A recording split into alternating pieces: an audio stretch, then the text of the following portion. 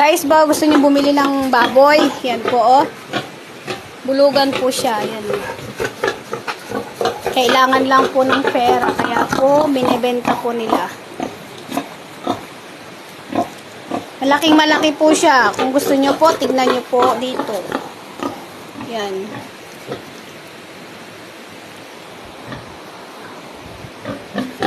Laki po. Ang taba-taba, oh.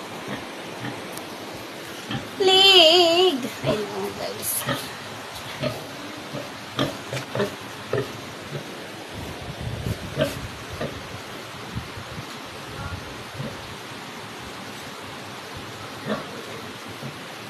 Malaki po siya. Hindi na po kayo lugi dito.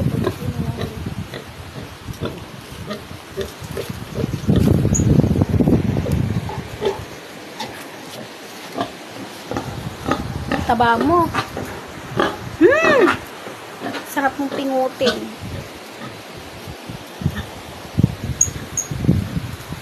O, ayan guys. Tignan nyo na lang po mabuti yung video.